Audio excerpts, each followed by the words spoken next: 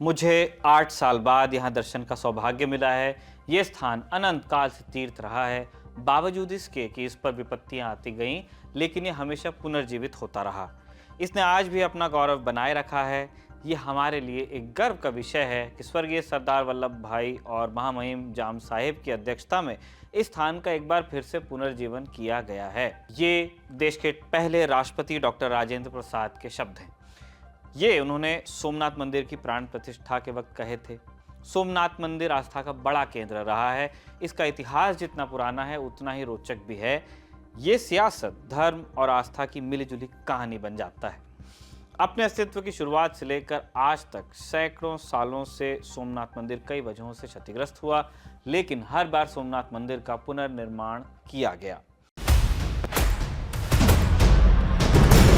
Brought to you by Kuku FM. Download the app now. नमस्कार, मेरा नाम है निखिल और आप देख रहे हैं तारीख, जिसमें हम सुनाते हैं उस तारीख से जुड़ी भारत की ऐतिहासिक कहानियां। आज 11 मई है और आज की तारीख आज़ादी के बाद गुजरात के सोमनाथ मंदिर के पुनर्निर्माण की कहानी से जुड़ी है। शुरुआत से पहले आपको बता दें कि इस एपिसोड के साझेदार हैं कुकू एफएम ऐप, जो लाए हैं ललन टॉप के दर्शकों के लिए एक खास ऑफर। कुकू एफएम ऐप का प्रीमियम सब्सक्रिप्शन अगर आप चाहते हैं और पहले 500 लोगों में से होते हैं तो आपको 50% डिस्काउंट मिल जाएगा।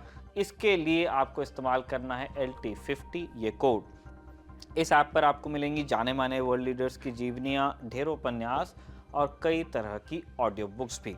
याद रखिए, LT50 ये कोड सिर्फ पहले 500 सब्सक्रिप्शंस पर ही लागू होगा।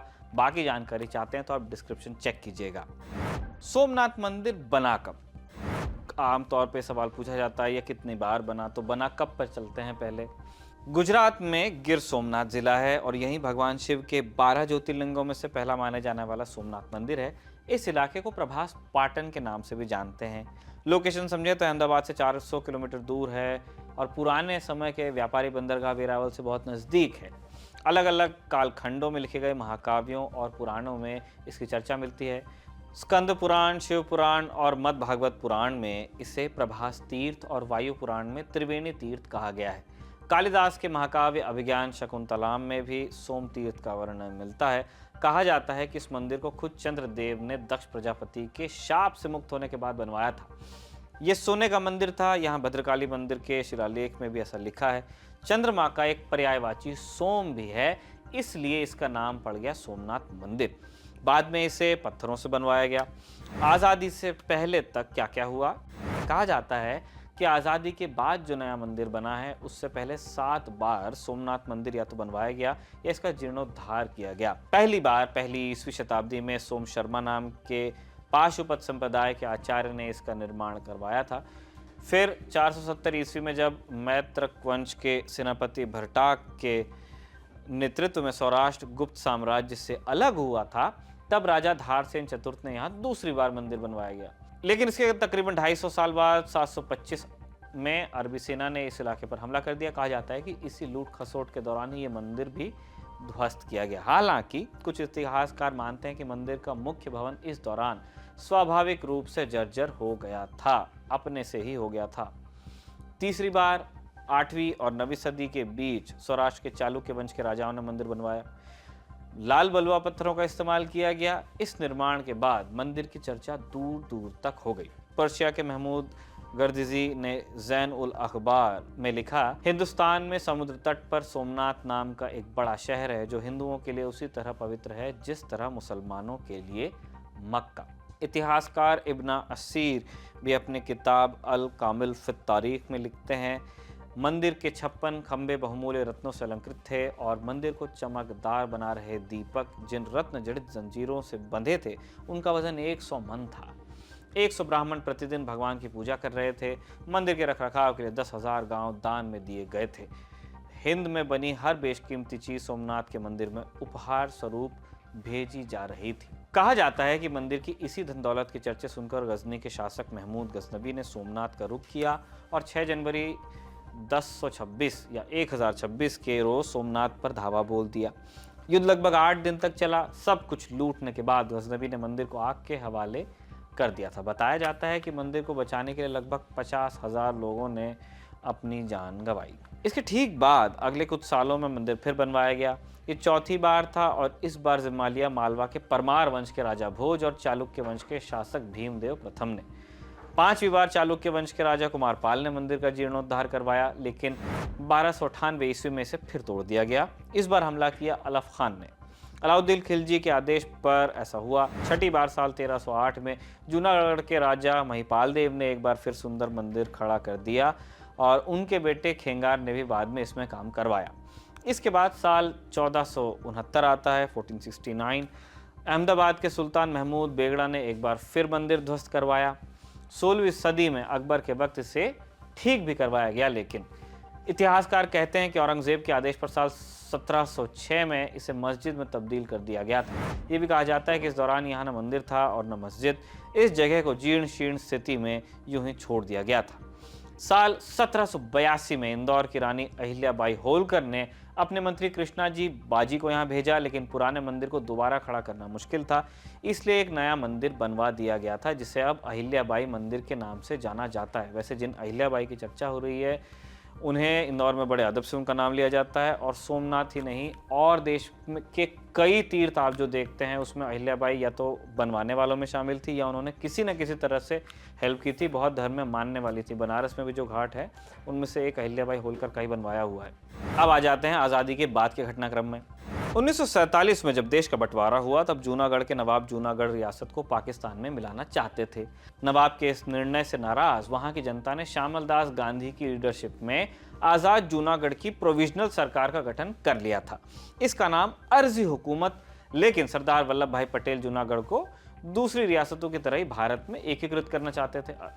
अर्जी हुकूमत नाम था गवर्नमेंट का ना, उसके बाद दूसरा वाक्य था। इसीलिए 9 नवंबर 1947 को भारतीय सेना ने जूनागढ़ को अपने कब्जे में ले लिया। 12 नवंबर 1947 को सरदार पटेल ने नवानगर रियासत के महाराजा दिग्विजय सिंह यानी कि जाम साहब के साथ जूनागढ़ का दौरा किया और 13 नवंबर को सोमनाथ मंदिर गए, जहां सरदार पटेल ने अपने भाषण में कहा, हमने तय किया है कि सोमनाथ का पुनर्निर्माण किया जाना चाहिए। इस कार्य में आप सौराष्ट्र के लोगों को अपना सर्वश्रेष्ठ देना चाहिए। ये पवित्र कार्य है जिसमें सभी को भाग लेना चाहिए। सौराष्ट्र की बात सरदार पटेल इसलिए कर रहे हैं क्योंकि गुजरात का संपन्न तबका इस इलाके से आता है। बहुत मेहनतकश लोग हैं, खेती करते हैं तो उसमें, बिजनेस करते हैं तो उसमें, इसलिए उनसे उम्मीद ज़्यादा थी सरदार पटेल को कि आप लोग ज़रूर ध्यान दीजिएगा, मंदिर बनने वाला है। महात्मा गांधी भी मंदिर के पुनर्निर्माण के पक्ष में थे, लेकिन चाहते थे कि इसके लिए जनता से पैसा इकट्ठा किया जाए, सरकार खर्च ना करे, कि जनता का ही मंदिर होने वाला है, सरकार को धर्म से दूर रहना चाहिए तो जनता बनवा ले, उसमें कोई आपत्ति उनको नहीं थी। उनका था कि सरकार इसे दूर से देखे, जनता को बनाने दे। उनकी सलाह के मुताबिक सोमनाथ ट्रस्ट का गठन भी हुआ। जीर्णोद्धार का कार्यक्रम शुरू होता, लेकिन इसी बीच पहले महात्मा गांधी और फिर सरदार पटेल दोनों की मृत्यु हो गई। महात्मा गांधी की हत्या, पटेल की मृत्यु। साल था 1950। मंदिर की जिम्मेदारी नेहरू सरकार में कैबिनेट मंत्री के.एम. मुंशी के कंधे पर आ गई।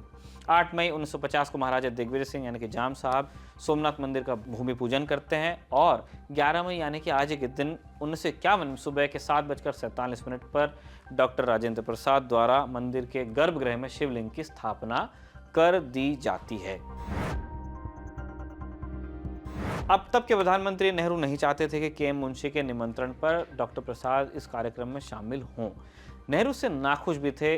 वो नहीं चाहते थे कि बतौर राष्ट्रपति राजेंद्र प्रसाद किसी तरह के धार्मिक आयोजन में हिस्सा लें, किसी भी तरफ क्यों दिखे, भारत के राष्ट्रपति हैं। नेहरू का मानना था कि भारत एक धर्मनिरपेक्ष देश है और राष्ट्रपति मंदिर के कार्यक्रम में जाएंगे तो आम जन में गलत संदेश जा सकता है। उन्होंने डॉक्टर प्रसाद को इस कार्यक्रम में शामिल होने से रोकने की कोशिश भी की थी और खुद को भी सोमनाथ मंदिर के जीर्णोद्धार कार्यक्रम से अलग ही रखा था। हालांकि डॉक्टर प्रसाद नेहरू की इस कोशिश पर राजी नहीं हुए। पत्रकार दुर्गादास अपनी किताब India from Curzon to Nehru and after में लिखते हैं कि राजेंद्र बाबू ने नेहरू की आपत्ति का जवाब देते हुए कहा कि मैं अपने धर्म में विश्वास करता हूं और अपने आप को इससे अलग नहीं कर सकता। मेरा धर्म और मेरी जो शख्सियत है वो एक ही चीज़ है। कार्यक्रम के दौरान डॉक्टर प्रसाद अपने भाषण में कहते हैं, सोमनाथ मंदिर इस बात का परिचायक है कि पुनर्निर्माण की ताकत हमेशा तबाही की ताकत से ज़्यादा होती है। मुझे 8 साल बाद यहाँ के दर्शन का सौभाग्य प्राप्त हुआ है। आशा है कि स्थान की कीर्ति इसी तरह से अनंत काल तक चलती रहेगी। यहाँ ये आशीष मिले कि हम अपने जीवन को सफल बना सकें, यही प्रार्थना है और यही वंदना है। कितनी पोएटिक लैंग्वेज है, कितनी सुंदर बात कही है डॉक्टर प्रसाद ने। इसे सुन के मुझे ऐसा लगा कि कितना ठहर के और कितना समझ के बूझ के उस वक्त लोग अपनी बात रखा करते थे। एनीवेज, किस्से पर लौटते हैं। मंदिर के भवन के पुनर्निर्माण के बाद 1 दिसंबर 1995 को भारत के तत्कालीन राष्ट्रपति शंकर दयाल शर्मा ने सोमनाथ मंदिर देश को समर्पित कर दिया था। यह था सोमनाथ मंदिर का किस्सा। कमेंट बॉक्स में लिख के बताइएगा आपको कैसा लगा। ये किस्सा लिखा था आपके लिए हमारे साथी शिवेंद्र गौरव ने और कैमरे पर इसे रिकॉर्ड किया था हमारे दोस्त जतिन ने। अब आपसे मुलाकात होगी तारीख के अगले एपिसोड में। तब तक अपना ध्यान रखिए, बने रहिए दी ललन टॉप के साथ।